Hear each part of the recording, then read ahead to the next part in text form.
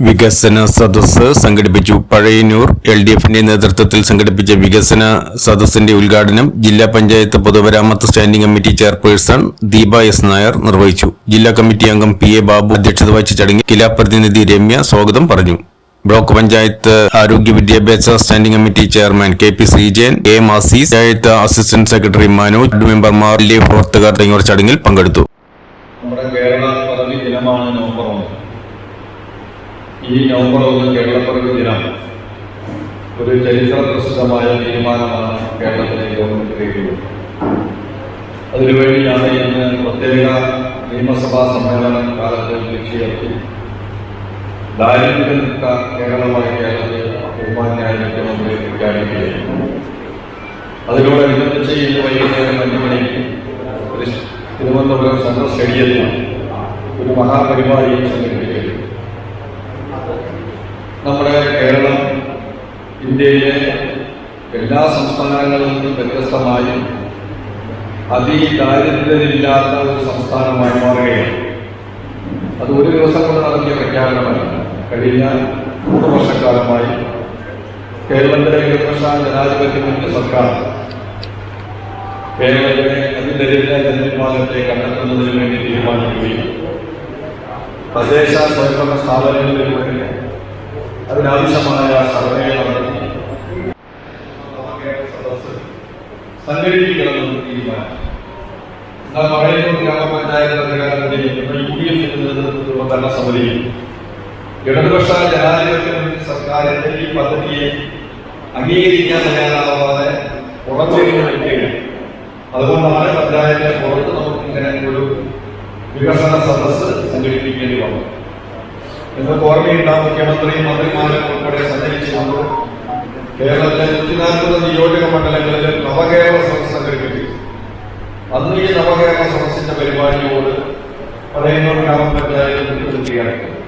അന്നും മുൻ പ്രസിഡന്റും പ്രതിപക്ഷത്തെ കക്ഷികളും എന്ന നിലയിൽ ഞങ്ങൾ എന്റെ നേതൃത്വത്തിൽ ഞാൻ ചെയർമാനായിക്കൊണ്ട് അന്നത്തെ പഞ്ചായത്ത് സെക്രട്ടറി കൺവീനറായിക്കൊണ്ട് പഞ്ചായത്ത് തല സമിതി രൂപീകരിച്ച് നമ്മുടെ എല്ലാ വാർഡുകളിലും അതിനാവശ്യമായ യോഗങ്ങൾ നടത്തി സംഘാടക സമിതി ഉണ്ടാക്കി വാഹനം ഏർപ്പെടുത്തി നമ്മൾ നവകേരള സദസ്സ് ചെറുതുരുത്തി നടന്ന നവകേരള സദസ്സിൽ നമ്മുടെ പഴയന്നൂർ പഞ്ചായത്തിലെ ജനങ്ങളെ പങ്കെടുപ്പിക്കുന്നതിന് വേണ്ടിയുള്ള പരിപാടിയാണ്.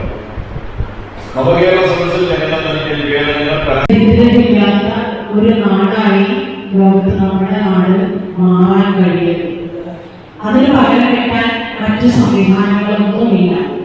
അത്രയും ചിട്ടയായ ആസൂത്രണത്തിലൂടെ പദ്ധതി പ്രവർത്തനങ്ങളിലൂടെ പാർശ്വവൽക്കരിക്കപ്പെട്ട് നിൽക്കുന്ന മുഴുവൻ ജനവിഭാഗങ്ങൾക്കും സുരക്ഷിതമായിട്ട് ജീവിക്കാൻ അവസരം ഉണ്ടാക്കി കൊടുത്തുകൊണ്ട് ഒരു നാട് മാറുമ്പോൾ ഏതൊരു മലയാളിയെയും സംബന്ധിച്ച് കേരളത്തിലെ ഏതൊരു പൗരനെയും സംബന്ധിച്ച് അഭിമാനിക്കേണ്ട ഒരു ദിവസത്തിലാണ് നമ്മളെല്ലാവരും ഉള്ളത്. നമുക്കറിയാം, കഴിഞ്ഞ 10 വർഷക്കാലമായിട്ട് ഇടതുപക്ഷത്തിന്റെ നേതൃത്വത്തിൽ കേരളത്തിന്റെ ആദരണീയനായ മുഖ്യമന്ത്രി പിണറായി വിജയന്റെ നേതൃത്വത്തിലുള്ള ഗവൺമെന്റ് ഒട്ടനവധി വികസന പ്രവർത്തനങ്ങൾ നമ്മുടെ നാട്ടിൽ നടപ്പിലാക്കിക്കൊണ്ടിരിക്കുന്നു എന്നുള്ളത് പത്രമാധ്യമങ്ങൾ വായിക്കുന്ന നവമാധ്യമങ്ങളെ ഏറ്റവും ശ്രദ്ധയോടുകൂടി വീക്ഷിക്കുന്ന എനിക്ക് മുന്നിലിരിക്കുന്ന എല്ലാവർക്കും അറിയാവുന്ന കാര്യമാണ്. വളരെ വിശദമായ കാര്യങ്ങളിലേക്കൊന്നും ഞാൻ പോകുന്നില്ല.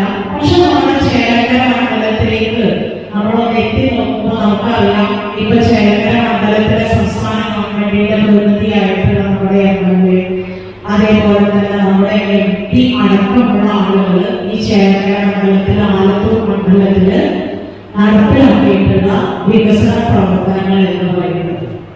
ഈ കഴിഞ്ഞ ദിവസം കേരളത്തിലെ ആദരണീയനായ മുഖ്യമന്ത്രി പ്രഖ്യാപിച്ച ഓരോ പ്രവർത്തനങ്ങളും ഞാൻ ഇങ്ങോട്ട് വന്നു കയറുന്ന സമയത്ത് ബാബുവിനോട് സൂചിപ്പിക്കുകയായിരുന്നു.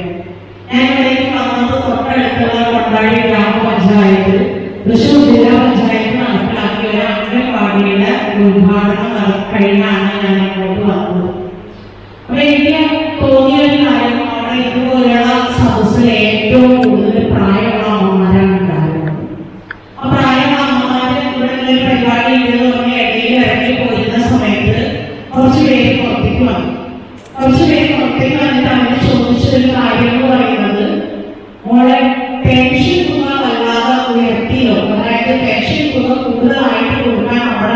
ഗവൺമെന്റ് തീരുമാനിച്ചാലോ? അപ്പോ കുറച്ച് ദിവസം കൂടി കഴിയുമ്പോഴേക്കും ഞങ്ങൾക്ക് ഇപ്പൊ കിട്ടിക്കൊണ്ടിരിക്കുന്ന പെൻഷൻ തുക എന്ന് പറയുന്നത് കൂടുതലായിട്ട് കിട്ടില്ലേ എന്നാണ് ചോദിച്ചത്.